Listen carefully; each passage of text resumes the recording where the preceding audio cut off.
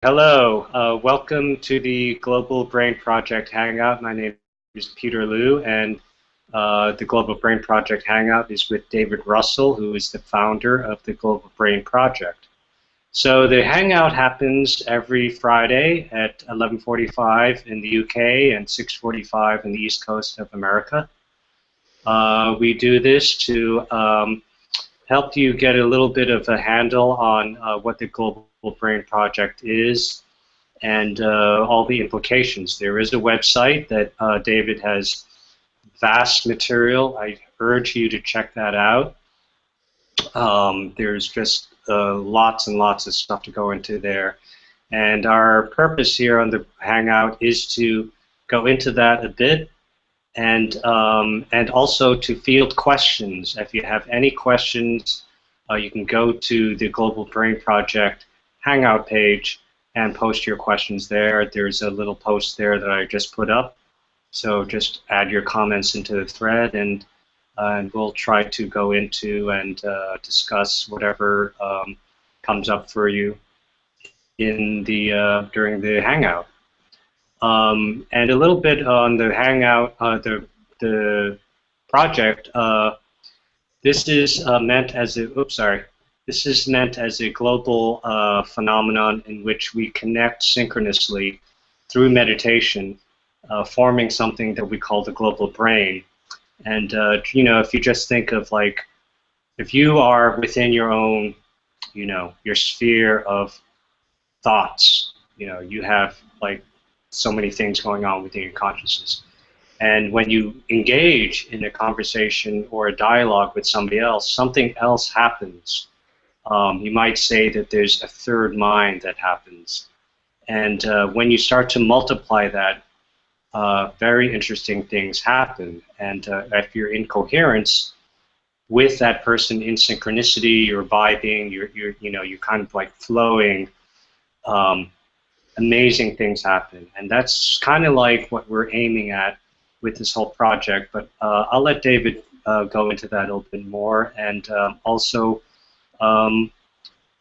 just where we're going with the Global Brain Project. So, David, are you there? Hi, I am. Hi, everybody. Yes, going back on what you said, Peter. On the whole purpose and function of the global brain is that, or the premise on which the Global Brain Project is based, is that we are all neurons in the global brain that structures the world we live in, and that is crucial. It's a crucial concept because it means that this is your world. Not their world, it's your world. You make it what you want it to be. We all individually make our own life, we make our own world, and collectively we make the world. So when we actually talk about the global brain, we are actually talking about the neurons, and you as individuals are the neurons. I wanted to talk this week really about something we discussed briefly last week. Last week, Peter, you talked about the place that free will has in life and in evolution. I've talked every single week, I've talked about the meaning of life. Life is about only one thing, it's about evolution. And free will has a part to play in that. We live our lives, and our lives are lived in the context of happening karma. Karma happens all the time. Events happen to us. We create events. Things come out of the blue at us. Our whole life is just a panoply of karmic events. Free will has a part to play in that. It is free will that drives the karma forward, as it were. Free will gives us the opportunity to make the decision to evolve. And making that decision is really really important. If you make a decision to evolve, particularly if you consciously voice that decision, on my website I offer meditation documents. To get the meditation documents, I ask people to write to me. Now, I could do a straight download from the site. I could do this in all sorts of ways. However, I want people to write to me to ask for these documents so that they express the desire to evolve. When you express that desire to evolve, the cosmos hears you and it responds to you. And the crucial factor here, the free will entity, in the context of karma, free will and karma work as a cooperative thing. Essentially, however, what free will says to us is, your life is in your hands, your destiny in your hands, your future in your hands. So if all our individual futures are in our own hands, that must mean that collectively the future of the world is in our collective hands. That is what the Global Brain Project is all about. It's about bringing those hands together so that they're all applauding at the same time. One of the great things about life is life itself. I mean, I said last week, this is the only plane on which you can evolve. I don't know that to be true, but it seems pretty obvious. And if you think about the logic, if you think the logic through, the birth, life, death, reincarnation sequence, it just rings really true that this is the place, that the plane on which we evolve. If we evolve on this plane, it's a great gift to be here. We are here, we're being given the opportunity for evolution. There is nothing closer to the heart of the cosmos than evolution. Evolution is the gasoline that drives the entire cosmos forward. Everything within the cosmos hangs around evolution. And here we are in a unique position, being given the opportunity to evolve, to actually evolve. This is such a gift. Every life is a gift. It might not seem much of a gift when you get a mail delivery that includes thousands of dollars worth of bills or whatever, but it is a gift, trust me. It's a gift, the gift of evolution. And for that reason, everybody should celebrate their lives. Life is about celebration. It's about knowing what you're doing, knowing where you're going so far as possible, and heading in that direction. That is essentially the nature of life. We live, we look towards the future, and we head in that direction. We head in the direction of the future. And all the time, we're creating our future, because reality is, quantum physics has demonstrated that reality is no more than a projection of consciousness.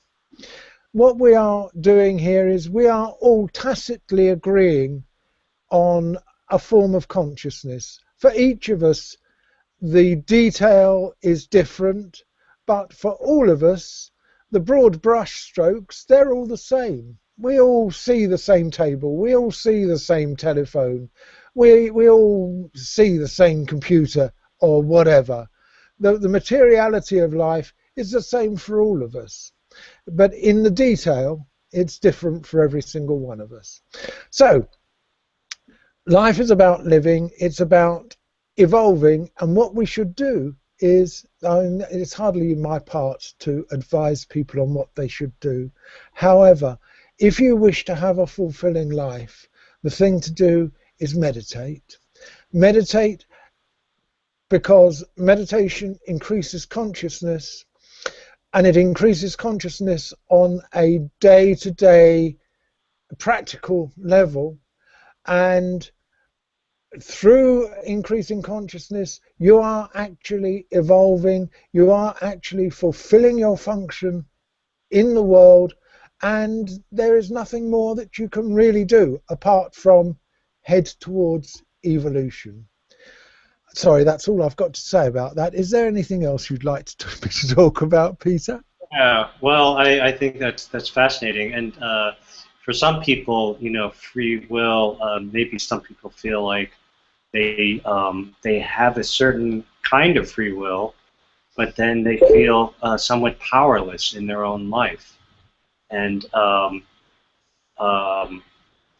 what would you say to somebody that feels that they really don't have a say in anything beyond like the immediate sphere of their surroundings? Maybe not even, maybe they don't even feel they have much within the immediate sphere of their own life. I would say they've got it completely wrong. That's essentially what I would say. We are in control of our lives. We might not feel we're making the decisions, but we are making the decisions. We are controlling our lives.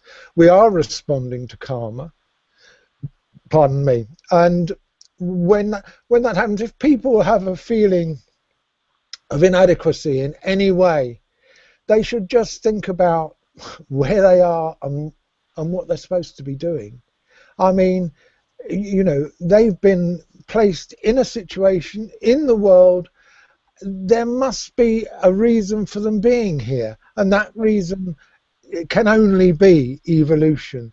That being the case, everyone has a purpose in their life. If you know that you are here for a reason and that reason is evolution, you have something to aspire to, and that aspiration gives you a certain confidence, self-sufficiency. I mean, meditation in itself creates a confident aspect to the individual personality. Meditation, because it has an effect on your energy levels, your creativity, the way your relationships function, the way you respond to events in your life, because it has so many influential aspects to it, that in itself gives you a certain self-sufficiency and confidence in your self-sufficiency that makes living life much easier. But I don't think many people who are associated with us have that lack of self-confidence. I think that people who are associated with the Global Brain Project have a confidence and know what they're doing. I mean, I think that they have done exactly what I've said. That they've meditated. They've realised that meditation is a real growth factor in their lives, and that has inculcated a high level of self-confidence and self-sufficiency in their attitudes to life. And if you go through life with a confident attitude, life tends to treat you pretty well. I mean, we all have karma and we all respond to karma, but all you can do is make a guess. All you can do when you get these karmic events happening, you have to make a valued decision. Do you go this way? Do you go that way? Do you go the other way? But in the end, you have to come up with a decision that works for you. It might not be the right decision, but if it's the decision that you've made, on one level, it is the right decision. It might not be a decision that is going to achieve the end you want, but it's probably going to achieve the end the cosmos wants, which is going to be to teach you something really quite big. Mm-hmm. So I hope that clarifies that. Mm-hmm. Anything else? Yeah. I just wanted to throw in there too for the viewers. Feel free to post any questions you might have on the Global Brain Project Hangout page, and we'll see if we can answer those questions or go into them. Yeah, we'd love some questions. Yeah. I was actually wondering about you've been practicing meditation for quite a long time, and I'm sure where you started, I don't know if you can retrace your steps to where you've kind of your journey and your path. Um, uh, is there something you could share with us about, first of all, how you got started, and then Mm. maybe your own personal growth, Yeah, evolution? I have the greatest story in the world about how I learned to meditate. In 1967, I was a hippie, needless to say, and I was dealing acid, and I worked on an underground newspaper in London called International Times.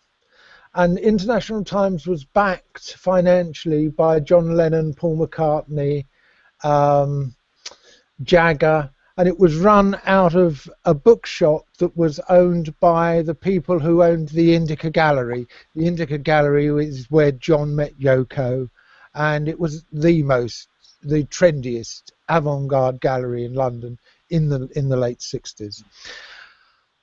One day I got a call from George Harrison asking me to go down to Epsom to take him some acid. And I went down to his house, and when I got there were loads of people. I mean, Donovan and Jagger was there, Marianne Faithfull was there. There were 15 people in his living room. And I mean, we did the business. And I was very friendly with his wife, Patty Boyd. And suddenly these cars arrived outside the house. And Patty said, "Well, shall we go, guys?" So everybody trooped out and got into a car, and I just joined them. And where we went to the Hilton Hotel in London, and we went to see Maharishi. And it was following that the Beatles got initiated. And they were blown away by Maharishi, and quite frankly, so was I. I'd never seen anything like him. He sat on the stage and he glowed. He glowed. I mean, he had this aura about him that was so inspiring. And of course, the Beatles were actually initiated by Maharishi himself. I was initiated by a guy called David Saunders in a dark little room in Victoria. But that was how I actually started to meditate. And one of the things that interested me in the lecture Maharishi gave, he talked about karma. Now, I'd been a heavy speed user for a long time. I mean, I'd started out as a mod, and then I'd become a hippie. As a mod, I used to go out clubbing from Friday night until Monday. And to keep going, I used to take Purple Hearts, which were just lovely, great drugs. However, one of the aspects of taking speed that I just couldn't avoid was the fact that speed seemed to generate karma. And I had no name for it. I didn't know what it was. I just knew that if I took speed, something bad happened to me the day after. And Maharishi talked about karma, and suddenly all these bits of a jigsaw clunked into place. And I thought, this is what I've been experiencing. This is exactly what I've been experiencing. I mean, it was breathtaking for me, honestly.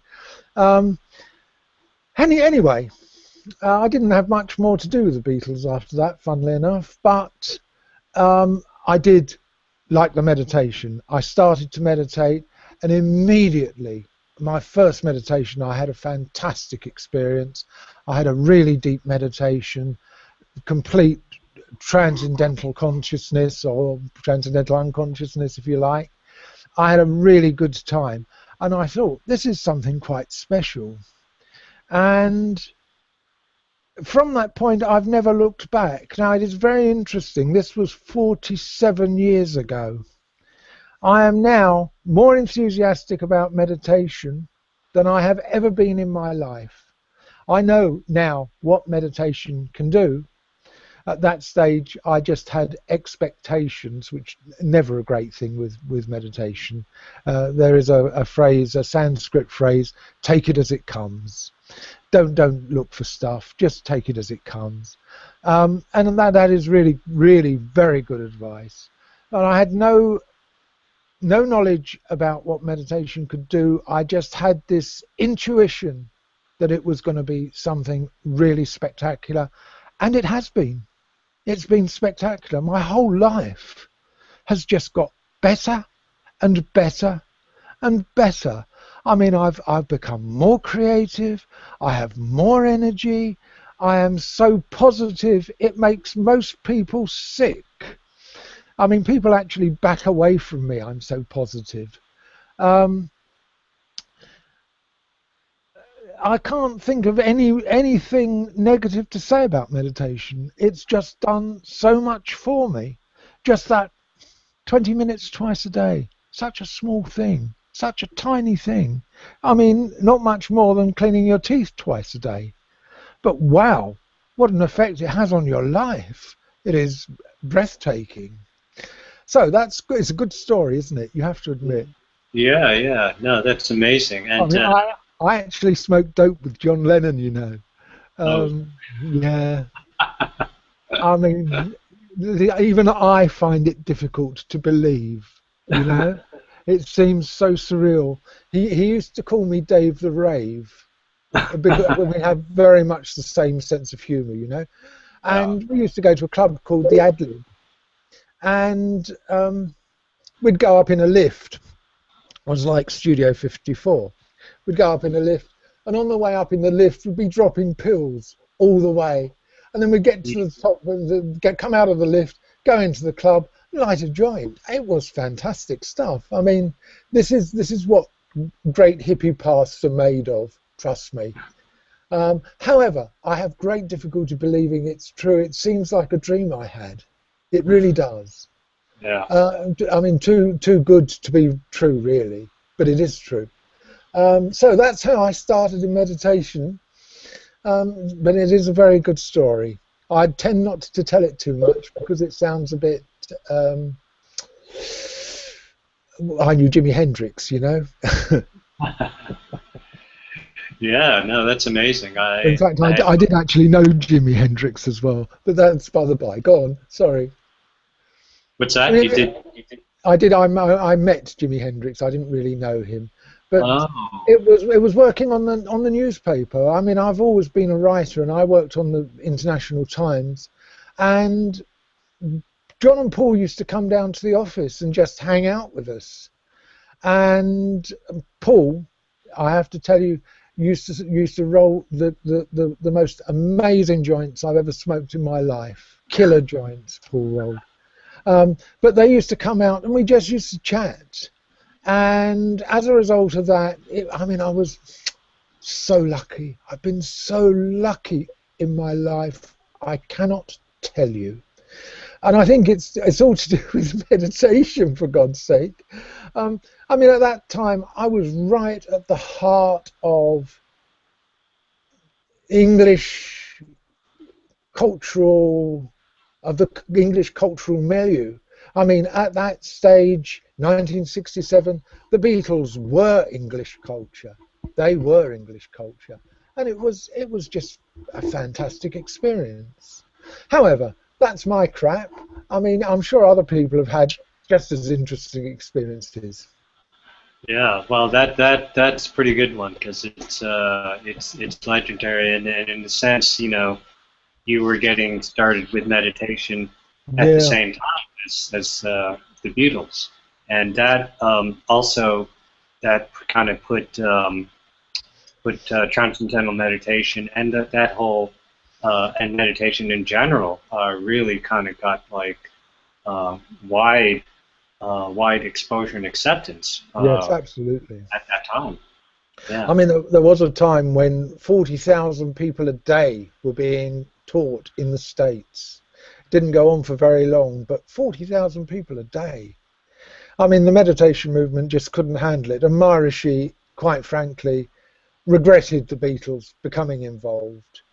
I mean, had the Beatles not become involved, meditation would not have become the gigantic movement that it became. Maharishi would have done things the way he wanted to do them, which was not charging people large sums of money, which was really a much more democratic. He had a much more democratic system, where instead of being charged a fixed fee, everybody paid 1 week's salary. In my case, that was £3. But you know, I mean, if you earned a lot of money, it could be quite a lot of money. But it's very democratic. I mean, it couldn't be more democratic. Maharishi didn't want the accountants. He didn't like the accountants. But unfortunately, the movement got so big that accountants had to take control of it. I mean, there was so much money coming in that Maharishi set up so many charitable organizations. I mean, he set up Nagas in India and spiritual schools all over India. And in fact, I talked last time about how we had to create our own paradigms. And with TM, Maharishi created a major new paradigm. And it was, in India, religion and spirituality were entirely the prerogative of the priest caste, the Brahmins. If you were not a Brahmin sadhu, you could not meditate. There was no system to meditate. Maharishi changed all that. I mean, I had Indians say to me that he just changed their whole lives, because suddenly they found that they could meditate, they could live a spiritual life, they could do everything that they'd wanted to do, but were precluded from doing by the priestly caste. Maharishi changed society in India in a really fundamental and significant way. And that paradigm is a big paradigm. Instead of a minority of people in India meditating, now everybody in India can meditate. I mean, not that they do, but lots and lots of people do. I mean, India is the home of meditation. Lots and lots of people practice TM, a tremendous number. So, very interesting that. Yeah, no, that is really interesting. I didn't know that, to be able to take it out of like a special class of people and really make it available, which of course is exactly what we have as part of our aim, is to create that large scale participation. Yeah, and just coming up with a meditation that you can do while you are still involved in the world is a major thing. Mm-hmm. I mean, this meditation works so well because you do short periods, just 20 minutes twice a day. So what happens is when you are evolving, your karma moves faster. That's one of the ways you know you're evolving. You don't necessarily produce good karma or bad karma, you just produce karma. And it's old karma coming out faster as you unstress. The karma, which is directly related to the stress, expresses itself in events in your life. When you are practicing this meditation, your karma actually, if you're practicing a long meditation for long periods, your karma moves very, very fast, and quite frankly, shit falls on your head from a high place. Just 20 minutes twice a day, your karma does not move too fast. You make a little progress every time. Every single time you make a little progress, and every single time that progress cumulatively increases your level of consciousness, until after a few years you're using so much consciousness you can hardly keep it all inside your head. I have great trouble keeping my consciousness inside my head. In fact, it leaks out of my ears frequently. But yes, it's that 20 minutes twice a day, such a profound thing. One thing I will talk about perhaps next time is Maharishi's guru. I have not talked about Guru Dev. Guru Dev, I have great stories about Guru Dev, really great stories. But shall we Shall we call it a day for today? I've kind of talked myself into Yeah, oblivion here. yeah. Well, that's great, David. Great stories, and actually, next time we'll go into more. Um, a lot of good stuff there. Yeah, sure. Um, okay. Well, thank you Okay. very much, everybody, for joining us, and come back next week. And also, don't forget tomorrow morning, 11, is it 11 o'clock in 11, UK? 11 and 5:30 11 UK time. Yeah, 11 a.m. UK time, 6 a.m. Eastern Standard Time in the US, and also at 5:30 and 12:30. Yeah. 5:30 in UK, 12:30 here in the States. So join us in the Global Yes. Brain Do join us. tomorrow. Okay, thank you very much for joining us. Thank you, David. Always a Thank you, pleasure to Peter. talk. Thank you, everyone. I hope you got something from this endless babble. Thank you, Peter. Okay, good night. Take care. Bye-bye.